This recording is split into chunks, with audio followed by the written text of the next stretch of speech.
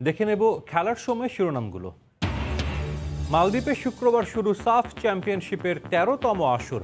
প্রথম দিনই শ্রীলঙ্কা বধে মাঠে নামবে বাংলাদেশ। জ্বরের কারণে খেলবেন না সোহেল রানা।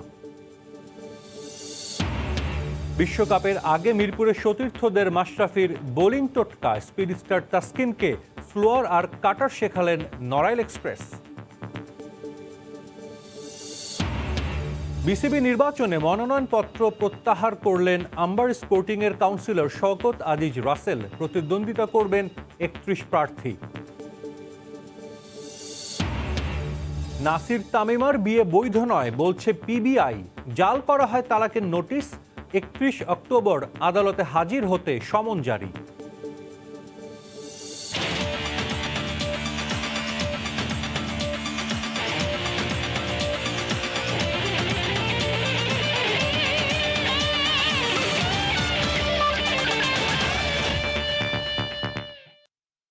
শুরুতেই সাফ চ্যাম্পিয়নশিপের খবর। শ্রীলঙ্কার বিপক্ষে ম্যাচ দিয়ে সাফ মিশন শুরু করতে যাচ্ছে বাংলাদেশ।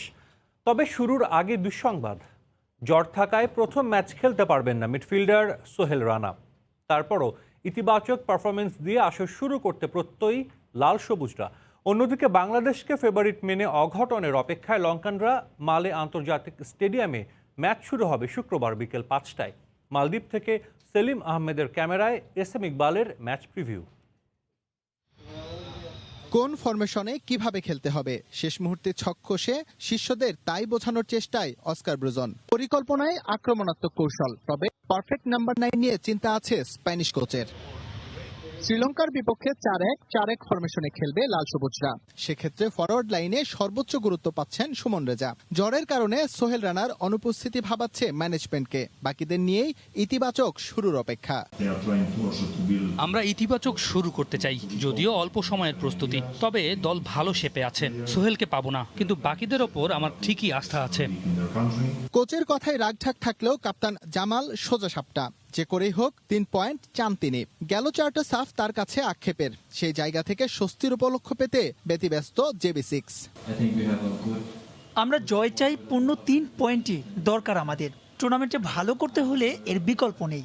আগে কি হয়েছে তা নিয়ে বিব্রত নই, তবে এবার দেশকে দারুণ কিছুই উপহার দিতে চাই।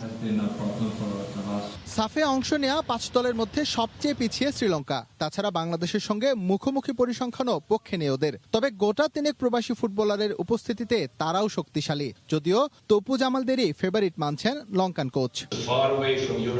আমি বাংলাদেশকেই এগিয়ে রাখবো, তবে আমরা চেষ্টা করে যাচ্ছি। বেশ কিছু তরুণ প্রতিভাবান ফুটবলার আছে আমাদের।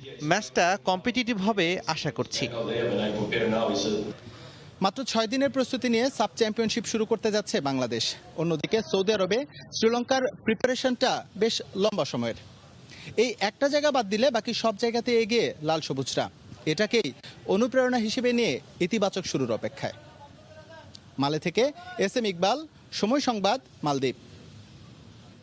সাফ চ্যাম্পিয়নশিপ নিয়ে কথা বলতে আমাদের সঙ্গে স্টুডিওতে আছেন বাংলাদেশ জাতীয় ফুটবল দলের সাবেক অধিনায়ক বিপ্লব ভট্টাচার্য। বিপ্লব, আপনাকে স্বাগত জানাচ্ছি। ধন্যবাদ। আরও একটা সাফ এবং বাংলাদেশের ফুটবলের জন্য কিন্তু অনেক বড় একটা আসলে ওকেশন বলা যায় সাফ ফুটবল। প্রথম ম্যাচটাই বলা যায় যে বাংলাদেশ কিছুটা হলেও সহজ প্রতিপক্ষ কিন্তু পাচ্ছে। শ্রীলঙ্কা দলে অনেক নতুন খেলোয়াড়ের ছড়াছড়ি, যদিও 2 জন ইংল্যান্ড থেকে এসেছে, তারপরও তারা র্যাঙ্কিংও পিছিয়ে। সব কিছু মিলিয়ে তো ফেভারিট হিসেবে বাংলাদেশ নামবে এবং প্রত্যাশিত যেটা জয় সেটা দিয়ে তো শুরু করবে, এমনই তো প্রত্যাশা করছেন নিশ্চয়ই। হ্যাঁ, ধন্যবাদ। আসলে সাফ ফুটবলটার প্রথম ম্যাচটা কিন্তু ইম্পর্টেন্ট। আমরা জানি যে প্রথম ম্যাচটা যদি আমরা ভালো করতে পারি, অবশ্যই আমাদের অনেক দূর যাওয়ার সুযোগ আছে, কারণ লিগ ভিত্তিতে ম্যাচগুলো প্রত্যেকটাই লিগ ভিত্তিতে হবে এবং সর্বোচ্চ পয়েন্ট যারা থাকবে তারা কিন্তু ফাইনালে খেলবে। তো আমার কাছে মনে হয় যে প্রথম ম্যাচটা খুবই ইম্পর্টেন্ট। প্লেয়ারদেরকে মনোযোগ রাখতে হবে। ফার্স্ট ম্যাচটা যেন আমরা পূর্ণ 3 পয়েন্ট পাই, কারণ সাফ ফুটবল যখনই আসে তখনই বাংলাদেশের মানুষ কিন্তু প্রত্যাশা নিয়ে বসে থাকে আমরা যেন একটা ভালো রেজাল্ট করতে পারি। তো সাফের ইতিহাসে 13তম আসর। তো আমরা ফার্স্ট চ্যাম্পিয়ন হই 2003-এ। তো তখন যে একটা আমেজ ছিল সাব চ্যাম্পিয়নশিপের, তো দীর্ঘদিন কিন্তু সেই আমেজ থেকে বঞ্চিত সারা বাংলাদেশের মানুষ। তো প্রত্যাশা করবো যে ক্যাপ্টেন হিসাবে সাবেক বাংলাদেশ দলের জন্য শুভকামনা রইল, কালকে যেন আমরা শুরুটা ভালো করতে পারি। আরেকটা বিষয়, জামাল ভুঁইয়া ক্যাপ্টেন, তার এটা ক্যাপ্টেন হিসেবে প্রথম সাফ এবং বলা যায় যে তার কিন্তু যখন অভিষেক হয় 13 সাফে আপনি দলের সঙ্গে ছিলেন। জামাল ভিয়ার ট্রান্সফরমেশন যদি বলি, গত 8 বছরে অ্যাজ এ খেলোয়াড় ক্যাপ্টেন হিসেবে আপনি যদি তার মূল্যায়ন করেন এবং তিনি টিমের জন্য আসলে কতটা গুরুত্বপূর্ণ এই সাফ চ্যাম্পিয়নশিপে? দেখুন, জামালের ম্যাচুরিটি অনেক, আর জামাল যেই মানের প্লেয়ার, জামালের কাছে কিন্তু আমরা ভালো কিছু আশা করি। অ্যাজ এ ক্যাপ্টেন হিসাবে অনেকদিন ধরে টিমের সাথে আছে, আর জামালকে আমি প্রথম থেকে দেখে আসি, যখন আমি খেলতাম তাকে পেয়েছি। তো জামাল সবচেয়ে বড় জিনিস যে জামালের কাছ থেকে যদি বেস্ট সার্ভিসটা আমরা পাই তাহলে কিন্তু বাংলাদেশ উপকৃত হবে। আর এখন যারা আছে দীর্ঘ অনেক দিন ধরেই কিন্তু জেমিডের আন্ডারে এই খেলোয়াড়রাই ছিল। তো এখন নতুন কোচ এসেছে, আসলে একটা চেঞ্জও দরকার ছিল বাংলাদেশ দলের। দীর্ঘদিন ধরে আমরা যদি পাস্ট দেখি একই ছকে খেলে যাচ্ছে বাংলাদেশ। ব্রোজেন এসেছে, এটা কিন্তু আসলে বাংলাদেশ ফুটবল টিমটাকে মানে সত্যি কথা যে প্লেয়ারদেরকে উজ্জীবিত করার জন্য কিন্তু একটা অনেক চেঞ্জ বড় একটা ব্যাপার ছিল। আর সেই জায়গায় কিন্তু বাংলাদেশ ফুটবল ফেডারেশন কিন্তু সর্বোচ্চ চেষ্টা করেছে প্লেয়ারদেরকে যেন সাফে ভালো করে, কোচিং স্টাফ দিয়েছে এবং সর্বোচ্চ সুযোগ সুবিধা দিচ্ছে। এখন প্লেয়ারদের সময় এসেছে জাতীয় দলকে কিছু দেওয়ার। দীর্ঘদিন ধরে এরা একসাথে আছে প্লেয়াররা, তারা যদি তাদের বেস্ট পসিবল ম্যাচটা খেলতে পারে, আমার বিশ্বাস যে ফার্স্ট ম্যাচটা হলো ইম্পর্টেন্ট। কালকের ম্যাচটা জয় দিয়ে যদি শুরু করতে পারে, বাকি যেই ম্যাচগুলো আছে নেপাল, মালদ্বীপ এবং ভারত, এই তিনটা দলের সাথে আমরা যদি ফাইনাল খেলার টার্গেট নিয়ে যেতে হবে আমাদের প্লেয়ারদের, এটাই টার্গেট থাকবে প্লেয়ার। সেটা সোহেল রানাকে কতটুকু মিস করবে আসলে বাংলাদেশ দল? দেখুন, সোহেলের জায়গায় অনেক প্লেয়ার আছে, সোহেল না খেললেও কিন্তু সমস্যা হবে না। সবচেয়ে বড় জিনিস যারাই খেলবে তাদের বেস্ট পসিবল ফুটবলটা খেলতে হবে, কারণ সাফে চ্যাম্পিয়ন হতে পারলে ফাইনালে খেলতে হলে সবাইকে তাদের সর্বোচ্চ দিয়ে খেলতে হবে, এটাই প্রত্যাশা করব। শ্রীলঙ্কা দলের দিকে যদি একটু তাকে, বাংলাদেশ দলের আমরা জানি শক্তিমত্তা কোথায়, রিসেন্টলি ম্যাচ খেলে আসলো। শ্রীলঙ্কা দল কিন্তু এর মধ্যে আমরা জানি যে সৌদি আরবে একটা ট্রেনিং সেশন করেছে, যদিও তাদের কোচ বলেছেন যে ম্যাচ খেলার তেমন সুযোগ পাননি। দলে ইংল্যান্ডের কুইন্স পার্ক রেঞ্জার্সের একজন ফুটবলার আছেন, যদিও তার বয়স অনেক কম। তাদের দলে প্রায় 10-12 জন ফুটবলার আছে যারা আসলে 2-1টি ম্যাচ বা অনেকের অভিষেকই হয়নি। পরীক্ষামূলক একটা টুর্নামেন্ট তারা এটা দেখছে, তাদের লক্ষ্যটা আসলে আরও পরের ভালো করার। সেক্ষেত্রে মানে একটা এলিমেন্ট অফ সারপ্রাইজ কি থাকে যে আমরা তাদের সম্পর্কে কিছু জানি না, দল বা আমাদের কোচিং স্টাফ নতুন অনেক খেলোয়াড় এসেছে, এটা আসলে কতটা চমকে দিতে পারে? দেখুন, আমার কাছে যেটা মনে হয় শ্রীলঙ্কা যে দলটা আছে তারুণ্য একটা দল, তো এই দলটা কিন্তু অনেক দিন ধরেই কিন্তু ওরা আস্তে আস্তে জাতীয় দলের সাথে খেলছে। কিন্তু আপনি যদি দেখেন 4-5 বছর ধরে কিন্তু ওরা একসাথে আছে। তরুণ একটা দল নিয়ে শুরু করেছিল, এখন হয়তো কিছু প্লেয়ার ওরা কালেকশন করেছে বাইরে। এরপরও আমি একটা কথা বলবো যে দেখুন, শ্রীলঙ্কার সাথে যদি আমরা কম্পেয়ার করি, আমাদের ফুটবলের অবকাঠামো কিন্তু অনেক বেটার, এবং প্লেয়ারদের যে স্ট্যান্ডার্ড, প্লেয়াররা যে মানের প্লেয়ারদের সাথে খেলে, শ্রীলঙ্কার প্লেয়াররা চিন্তাও করতে পারে না। আমাদের খেলোয়াড়দের যদি আপনার পারিশ্রমিকও কথা বলেন, তাতেও অনেক পিছিয়ে আছে। তো এখানে দায়িত্বটা পুরোটাই যদি বলি যে খেলোয়াড়দের উপর নিতে হবে, খেলোয়াড়রা নিতে হবে, এখন সময় এসেছে। আমি কিছুদিন আগেও যদি আপনি দেখেন, বসুন্ধরা কিংস মালদ্বীপের মতো জায়গায় গিয়ে মালদ্বীপের ক্লাবকে হারিয়েছে, তাহলে এখানেই বোঝা যায় আমাদের স্ট্যান্ডার্ডটা কোথায়। তাহলে কেন জাতীয় দল পারবে না, কেন আমাদের এই প্লেয়াররা পারবে না? অবশ্যই তাদেরকে প্রমাণ করতে হবে। এখন সময় শ্রীলঙ্কার সাথে যদি আমরা ম্যাচ না জিততে পারি, তাহলে আমরা কিভাবে র্যাঙ্কিং বেটার করব? ফেডারেশন সব কিছু দিবে প্লেয়ারদেরকে, প্লেয়ারদেরও এখন দায়বদ্ধ যে দেশকে কিছু দেওয়া, অন্তত দেশের ফুটবলের র্যাঙ্কিংটা ভালো অবস্থায় নিয়ে যাওয়া। শ্রীলঙ্কা, নেপাল এদের সাথে না জিততে পারলে আমরা কখনোই র্যাঙ্কিং ভালো করতে পারবো না। এক্স্যাক্টলি। কিছুদিন আগে যখন অস্কার ব্রুজনকে দায়িত্ব দেওয়া হলো, বাংলাদেশ উনি খুব কম সময় পেয়েছেন দলকে গোছানোর জন্য। অনুশীলনে কিন্তু নতুন অনেক কিছু প্রয়োগ করেছেন, যেটা বাফুফে প্রেসিডেন্টও বলেছিলেন, এবং শর্ট পাসে খেলার একটা টেকনিক তিনি একটা প্রয়োগ করতে চাচ্ছিলেন। এগুলো হয়তো আমরা কাল ম্যাচে দেখব। তবে বাংলাদেশ যদি একটা ম্যাচ খেলতো অস্কার ব্রুজনের অধীনে প্রস্তুতি ম্যাচ, তাহলে কি একটু বেটার হতো কি বোঝাপড়া, বা এই যে তিনি কি চাচ্ছেন সেটা মেসেজটা ঠিক মতো যাচ্ছে কিনা ফুটবলারদের কাছে? ওভারঅল কিন্তু বেশিরভাগ প্লেয়ারে কিন্তু অস্কার ব্রুজনের হাতে, বসুন্ধরা কিংসের প্লেয়ার, তো এখান দিয়ে কোনো সমস্যা হবে না। আর দেখুন, কোচ বদল, একটা কোচ যত বড় মানের কোচ আসুক না কেন, কোচের হাতে কোনো জাদুর কাঠি নেই। খেলোয়াড়রাই খেলবে মাঠে, খেলোয়াড়রা তারা ঠিক করবে যে তারা ম্যাচটা বের করবে কিভাবে। আর সবচেয়ে বড় জিনিস, অস্কার ব্রোজনকে দেওয়া হয়েছে, এটা অবশ্যই সারপ্রাইজ আমাদের জন্য ছিল। আর ফেডারেশন অনেক ভালো একটা ডিসিশন নিয়েছে আমি মনে করি, যে নতুন কোচিং স্টাফ দিয়েছে, খেলোয়াড়রা যেন উজ্জীবিত হয় এবং খেলোয়াড়রাও যেন ভালো খেলতে পারে। দেখুন, এখন দায়িত্বটা আমি প্রথমে বলেছি খেলোয়াড়দের উপরে। খেলোয়াড়রা যেই লেভেলের, আমাদের প্লেয়ারদের যেই মান, ওই মান অনুযায়ী যদি তারা খেলতে পারে, কালকে অন্তত শুরুটা ভালো করতে পারে। আরেকটা বিষয়, আপনি দীর্ঘদিন খেলেছেন, এখন কোচিংয়ের সঙ্গে যুক্ত আছেন। এই যে একটা কোচ পরিবর্তন হওয়ার পর আপনি যেটা বললেন যে খেলোয়াড়দের উপর দায়িত্ব, তারপরও কোচের তো একটা পরিকল্পনা থাকে যেটা খেলোয়াড়দের দেয় এবং মাঠে সেটার আপনার ইমপ্লিমেন্ট করতে হয়। সেক্ষেত্রে এই অ্যাডাপ্ট করাটা কতটা বা এই কম সময়কে অ্যাডাপ্ট করা পসিবল? মানে দলের অন্য যারা আছে, 10 জন আছে বসুন্ধরা কিংসের, বাকি 13 জন কিন্তু অন্য ঘুরে ক্লাবে। ফিরে যদি আমরা দেখি অস্কার ব্রোজেনের খেলার সিস্টেমটা কিন্তু আমাদের প্রত্যেকটা ন্যাশনাল প্লেয়ার দেখে, প্রত্যেকটা কিন্তু ওনার টিমের বিরুদ্ধেও আবহানিতে খেলে বা অন্য টিমগুলোতে খেলে, দেখছে যে কি ধরনের উনি কি চায় খেলোয়াড়দের কাছে। তো এখানে অসুবিধা হওয়ার কারণে, এখানে যদি অসুবিধা হতো তখনই যদি আননোন কোনো কোচকে দায়িত্ব দেওয়া হতো, কারণ উনি দীর্ঘদিন ধরে উনি 3 বছর ধরে বাংলাদেশে আছেন, বাংলাদেশের পরিবেশ জানেন, প্লেয়ারদের মানসিকতা জানেন, খেলোয়াড়রা কি চায়, প্রত্যেকটা জিনিস উনি বুঝেন। এই জন্যই কিন্তু উনাকে এত বড় দায়িত্বটা দেওয়া হয়েছে। তো আমার বিশ্বাস যে অস্কার ব্রোজেনের যদি নির্দেশনা প্লেয়াররা সঠিকভাবে পালন করতে পারে, অল্প সময় ব্যাপার না, মেইন হলো খেলোয়াড়রা তারা সর্বোচ্চ দিতে হবে, ম্যাচে ফোকাস থাকতে হবে, এবং প্রথম ম্যাচটাই ইম্পর্টেন্ট। আমি আবারও বলছি যে সাফের ইতিহাসে কিন্তু প্রথম ম্যাচটা আমরা কখনো ভালো করতে পারিনি।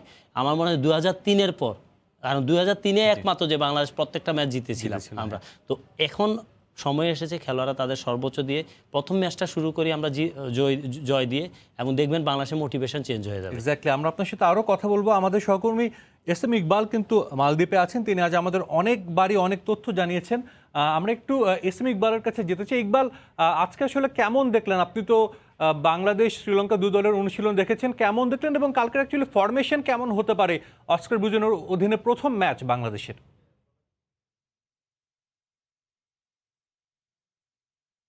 মাকসুম, আজ সারাদিন থেকেই সাব চ্যাম্পিয়নশিপে নানা আপডেট দিচ্ছিলাম, নানা খবর দিচ্ছিলাম। সেই প্রেস কনফারেন্স থেকে শুরু করে বাংলাদেশ ন্যাশনাল টিম যখন থেকে প্রেস কনফারেন্স শুরু করলো, তারপরে টিমের কি অবস্থা, কে অসুস্থ, প্র্যাকটিস কতক্ষণ হলো, সব কিছুই হচ্ছে আপডেট দিচ্ছিলাম।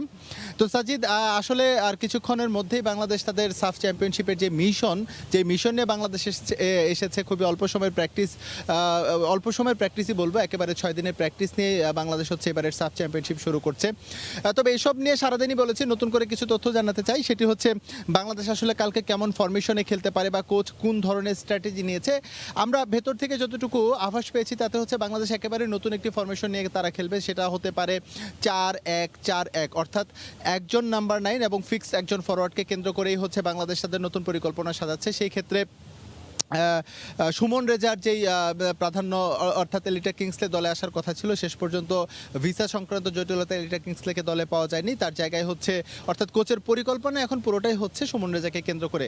আমরা সুমন রেজা যখন মাঠে অনুশীলন করছিল তখন সুমন রেজার সঙ্গে কথা হচ্ছিল, সে আভাস দিয়েছে যে হ্যাঁ, কোচ তাকে আভাস দিয়েছে কালকে ফার্স্ট বেস্ট 11-এ থেকে হচ্ছে সে শুরু করবে, এবং সে যথেষ্টই কনফিডেন্ট এবং প্রত্যাশা করছে যে লিগে তার যে ভুল ত্রুটিগুলো ছিল, অর্থাৎ স্কোরিংয়ে শার্প স্কোরার যেটা বলে, সেখানে তার যে ঘাটতিগুলো আছে, সে প্রত্যাশা করছে যে এবার সেই ঘাটতিগুলো সে পুষিয়ে নেবে এবং যদি সে সুযোগ পায় সেই সুযোগগুলো তারা কাজে লাগাবে।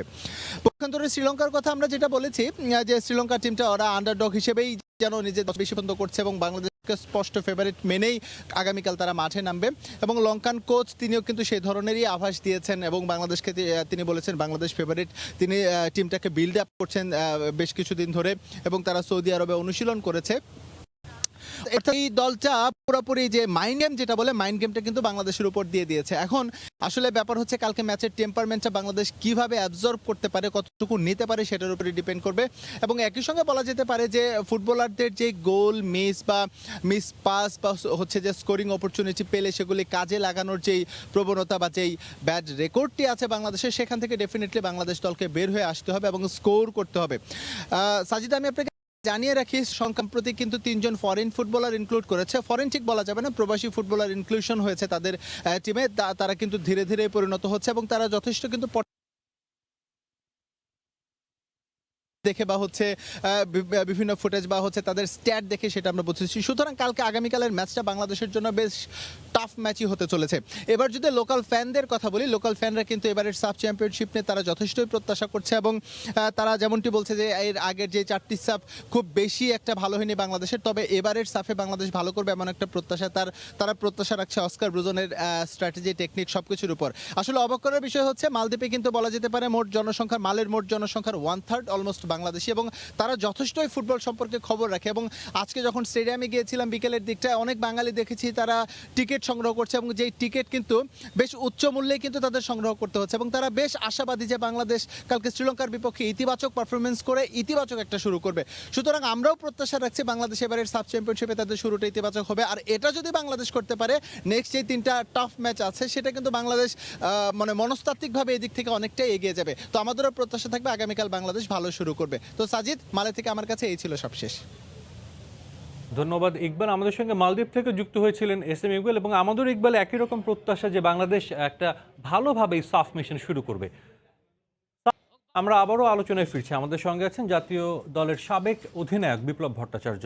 বিপ্লবদা, যেটা বলছিল ইকবাল আমাদেরকে যে নতুন একটা ফরমেশনে 4-1-4-1 এবং একই সঙ্গে সুমন রেজার কথা বলছিল। সুমন রেজা কিন্তু রিসেন্টলি আমরা দেখেছিলাম যে বাংলাদেশ দল যখন কিরগিজস্তান সফরে গেল, লাস্ট ম্যাচে কিরগিজস্তান অলিম্পিক দলের বিপক্ষে কিন্তু দুটো গোল পেয়েছিলেন, এবং ক্লাবেও আমরা দেখেছি লাস্ট যে সিজনটা কমপ্লিট হলো মোটামুটি ভালো খেলেছেন।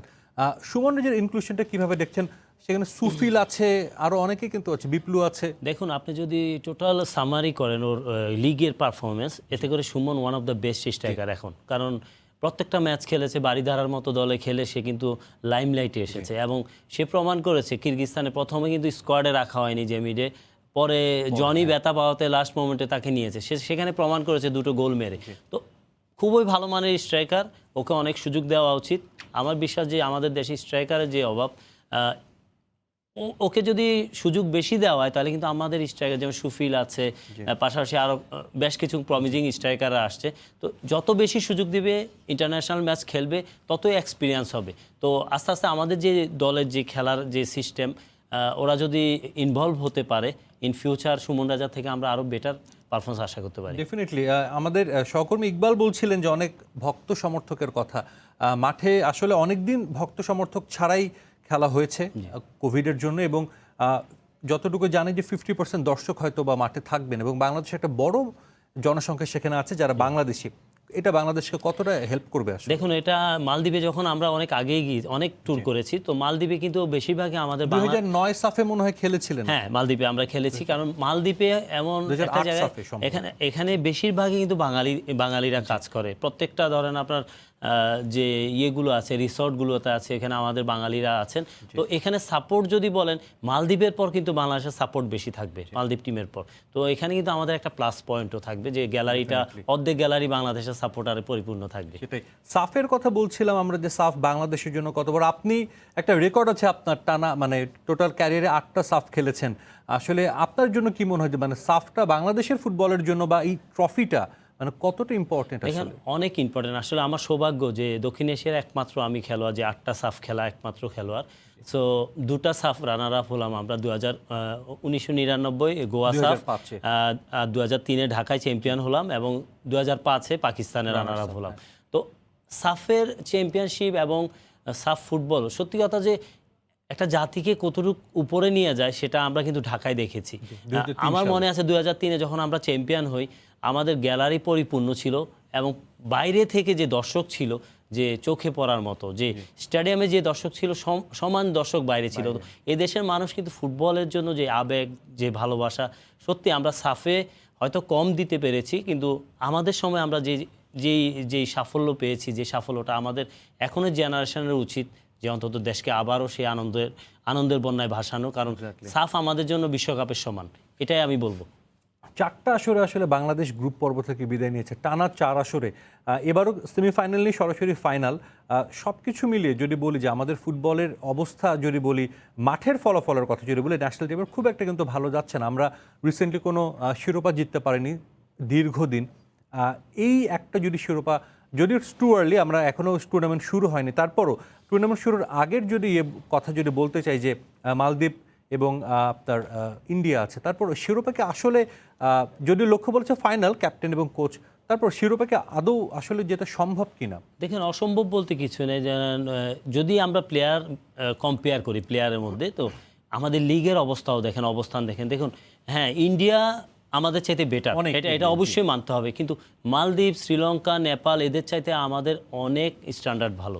শুধু প্লেয়ারদের কনফিডেন্ট এবং একটা টুর্নামেন্টকে কিভাবে নিবে খেলোয়াড়রা, সেটা খেলোয়াড়দের কিন্তু অনেক নিজেদেরকে ওইভাবে চিন্তা করতে হবে যে আমরা সাফ ফুটবলটা আমাদের জন্য অনেক বড় একটা আসর, প্রেশার নয়, যে আমাদের যে কোয়ালিটি আছে, যে মানের খেলোয়াড় আছে, তারা যদি তাদের বেস্ট পসিবল ম্যাচটা খেলতে পারে কোনো টেনশন ছাড়া। দেখুন, লিগ ভিত্তিতে খেলা, 5টা টিম, আমাদের টার্গেট থাকবে মিনিমাম 7 পয়েন্ট আমরা অর্জন করা, তাহলে আমরা ফাইনাল খেলবো আমার বিশ্বাস। কারণ আমরা ফার্স্ট ম্যাচটা যদি 3 পয়েন্ট পাই, পরের যে 3টা ম্যাচ যদি আপনি হিসাব করেন, একটা উইন ড্র করলে আমরা 7 পয়েন্ট নিয়ে আমরা ফাইনাল খেলবো। তো প্লেয়ারদেরকে হিসাব করে খেলতে হবে, এই টুর্নামেন্টে ফাইনাল খেলতে হলে কি করতে হবে। সেটা অসংখ্য ধন্যবাদ বিপ্লব, এবং আমাদেরও প্রত্যাশা যে আসলে ভালো একটা কিছু হবে, কালকে ম্যাচ হবে এবং নিশ্চয়ই দেখবেন, এবং আমরাও আসলে চাই যে বাংলাদেশ একটা উইনিং নোটে শুরু করুক। ধন্যবাদ আপনাকে। Thank you.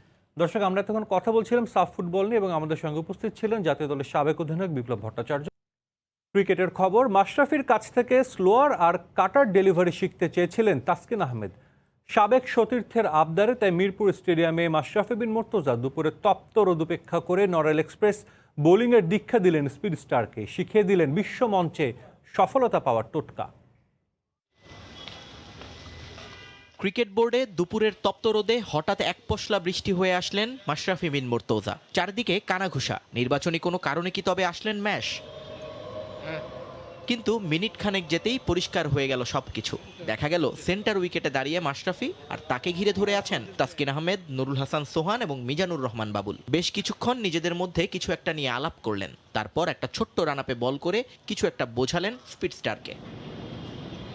সে মোতাবেক এরপর বেশ কয়েকটা ডেলিভারি করলেন তাসকিন, কিন্তু মনোপুত হলো না ম্যাশের। পিচের মাঝে গিয়ে নিজের ক্যাপটা রেখে তাসকিনকে দেখিয়ে দিলেন জায়গা, আর সোহানকে বললেন ব্যাটিংয়ে যেতে। এরপর শুরু হলো অনুশীলন। নড়াইল এক্সপ্রেসের কথা মেনে চলল পুরো সেশন। অনেকদিন ধরেই ভাইয়াকে বলতেছিলাম যে একটা দিন একটু সময় দেওয়ার জন্য, কারণ আমার আসলে আল্লাহর মধ্যে পেস, সুইং এগুলো সবই ইমপ্রুভ হচ্ছে, বাট আমি স্লোয়ারের দিক থেকে একটু পিছানো, তো স্লোয়ার ইমপ্রুভ করতে চাই, এজন্য ভাইয়াকে সবসময় বলতাম। তো ভাইয়া জাস্ট একটু এসে কিছু গ্রিপ দেখাইলো। কথা শুনে মনে হতে পারে তবে কি গতি থেকে দূরে সরে যাচ্ছেন তাসকিন? না, সেটারও উত্তর দিয়েছেন স্পিড স্টার। পেসের সাথে তো আমার কোনো কম্প্রোমাইজই নাই, কারণ আমার পেস কমে গেলে আমি দল থেকে হয়তো বাদ করে যাব, কারণ আমি ডেফিনেটলি মোস্তাফিজ হইতে পারবো না। মোস্তাফিজ হলো কাটার মাস্টার, সো আমার পেসের সাথে যাতে আমি আমার কাটারটা ইমপ্রুভ করতে পারি, এটাই আর কিছু। অনুশীলনের শেষ দিকে এক পুনর্মিলনীর ছবি দেখলো মিরপুর। ম্যাচকে দেখে এক দৌড়ে মাঠে ঢুকলেন টি-20 অধিনায়ক মাহমুদুল্লাহ রিয়াদ। ওয়ানডের সফল অধিনায়কের কাছ থেকে বিশ্বকাপে যাওয়ার আগে হয়তো কোনো জাদুমন্ত্রের খোঁজ করলেন টি-20 কাপ্তান। নিয়ন মুহাইমিন, সময় সংবাদ, ঢাকা। বিসিবি নির্বাচনে মনোনয়ন প্রত্যাহার করে নিয়েছেন আম্বার স্পোর্টিংয়ের কাউন্সিলর শওকত আজিজ রাসেল। এখন নির্বাচনে টিকে আছেন 31 জন প্রার্থী। এবার বিসিবি নির্বাচনের মনোনয়ন সংগ্রহ করেছিলেন 32 কাউন্সিলর। ক্লাব ক্যাটাগরি থেকে নাম প্রত্যাহার করেছেন রাসেল, ফলে এই ক্যাটাগরিতে প্রার্থী থাকলো 16 জন। এই ক্যাটাগরি থেকে নির্বাচন করছেন বর্তমান বিসিবি সভাপতি নাজমুল হাসান পাপন। 16 জনের মধ্য থেকে নির্বাচিত হবেন 12 পরিচালক। সি ক্যাটাগরিতে 1 পরিচালক পদের বিপরীতে আছেন বর্তমান পরিচালক খালেদ মাহমুদ সুজন এবং কোচ নাজমুল আবেদিন ফাহিম। মোট 171 ভোটার থাকলেও বিভাগীয় 4 ক্যাটাগরিতে 4 বিভাগের প্রার্থীরা বিনা প্রতিদ্বন্দ্বিতায় নির্বাচিত হওয়ায় এখন ভোটার রয়েছেন 132 জন, যাদের 57 জন ইমেইল এবং ডাকযোগে ভোট দিবেন বলে জানিয়েছেন, আর সশরীরে ভোট দিবেন 75 কাউন্সিলর।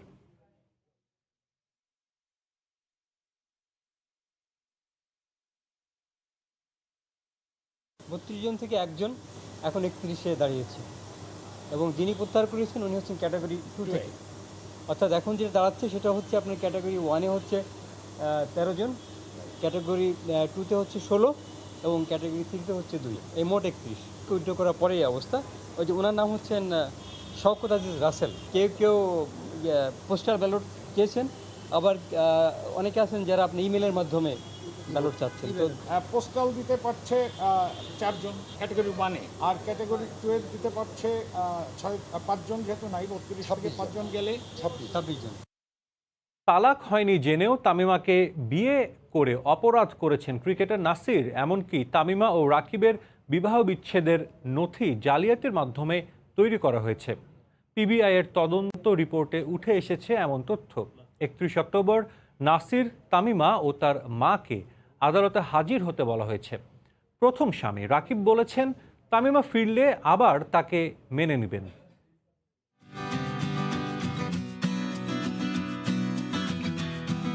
এবছরের ভালোবাসা দিবসে জমকালো অনুষ্ঠানের মধ্য দিয়ে তামিমা তাম্মিকে বিয়ে করেন ক্রিকেটার নাসির হোসেন। বিয়ের পর থেকেই তামিমাকে বৈধ স্ত্রী দাবি করেন তার প্রথম স্বামী রাকিব। বিষয়টি গড়ায় আদালতে, তদন্তের দায়িত্ব পান পিবিআই। নাসির তামিমার বিয়ের 7 মাস পর জানা গেল আগের স্বামীকে ডিভোর্স না দিয়েই বিয়ের পিঁড়িতে বসেন তামিমা। সেই কারণে তাদের বিয়ের প্রক্রিয়া বৈধ হয়নি। যে স্পিড বা যে কারণে তালাকটি হবে সেই তালাকের প্রসেসটি মানা হয়নি, সুতরাং সেই ক্ষেত্রে তালাকটি ঠিকমতো হয়নি। এছাড়া প্রথম স্বামীর সঙ্গে তামিমার বিচ্ছেদ সংক্রান্ত যে নথিপত্র দেখানো হয়েছে সেগুলো জালিয়াতির মাধ্যমে তৈরি করা বলেও তদন্তে উঠে এসেছে। নাসির হোসেনের অপরাধটি হলো যে নাসির হোসেন আর কি উচিত ছিল যে এটি ভেরিফাই করা যে আমি যাকে বিয়ে করছি সে আরেকজনের বিবাহিত স্ত্রী ছিলেন কিনা। তিনি জানতেন যে আসলে এটি ভেরিফাই করা উচিত, তিনি করেন নাই, তিনি জেনে শুনে ছোট অপরাধটি করেছেন। রাকিবের আইনজীবী বলছেন অন্যের বউকে বিয়ে করে অপরাধ করেছেন ক্রিকেটার নাসির। রাকিবও বলছেন তামিমা ফিরলে আবার তাকে ঘরে তুলবেন। নাসির হোসেন তিনি অন্যের স্ত্রীকে জেনে শুনে বিয়ে করেছেন, কন্টিনিউয়াসলি তাকে নিয়ে সংসার করে গেছেন, বিভিন্ন জায়গায় প্রেস কনফারেন্স করেছেন, টিকটক করেছেন, বিভিন্ন জায়গায় ওনাদের রিলেশনটাকে বর্তমান আছেন এবং নিজের স্ত্রী বলে বারবার দাবিও করেছেন এবং রাকিবের মানহানি করেছেন। সে আইনতভাবে এখনো আমার ওয়াইফ। এখন যদি সে আসতে চায়, সে যদি আসতে চায় সেটা তার বিষয়ে সে আসতে পারে, আমার দিক থেকে আসুক, সে সমস্যা নেই।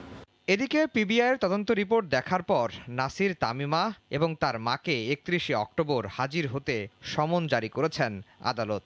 যদিও পিবিআইয়ের তদন্ত রিপোর্টের বিষয়ে নাসিরের আইনজীবীর কাছে জানতে চাইলে তিনি কোনো মন্তব্য করতে চাননি। আফজাল হোসেন, সময় সংবাদ, ঢাকা। প্রধানমন্ত্রী শেখ হাসিনার নির্দেশে শেখ রাসেলের জন্মদিন সামনে রেখে শুরু হলো শেখ রাসেল অনূর্ধ্ব-18 গোল্ড কাপ ফুটবল টুর্নামেন্ট। বেসরকারি পর্যায়ে বড় এই আসরের আয়োজন দেশের ফুটবলের জন্য পাইপলাইন সমৃদ্ধ করবে এমন প্রত্যাশা আয়োজকদের। কমলাপুর স্টেডিয়ামে ঢাকা মহানগরের 32টি ফুটবল দলের খেলোয়াড়দের সঙ্গে পরিচিত হন যুব ও ক্রীড়া প্রতিমন্ত্রী জাহিদ আহসান রাসেল। এরপর শেখ রাসেল গোল্ড কাপ অনূর্ধ্ব-18 ফুটবল টুর্নামেন্টের উদ্বোধন করেন। উদ্বোধনী ম্যাচে মুখোমুখি হয় পল্লবী এবং লালবাগ থানা। ম্যাচটি 3-0 গোলে জিতে নেয় পল্লবী থানা অনূর্ধ্ব-18 ফুটবল দল।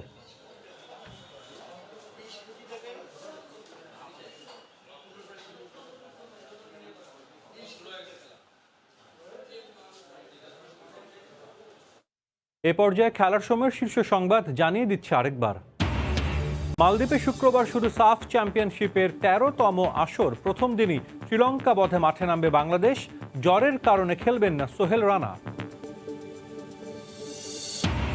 বিশ্বকাপের আগে মিরপুরের সতীর্থদের মাশরাফির বোলিং টোটকা। স্পিড স্টার তাসকিনকে স্লোয়ার আর কাটার শেখালেন নড়াইল এক্সপ্রেস। এই ছিল খেলার সময়, সঙ্গেই থাকুন সময়ের।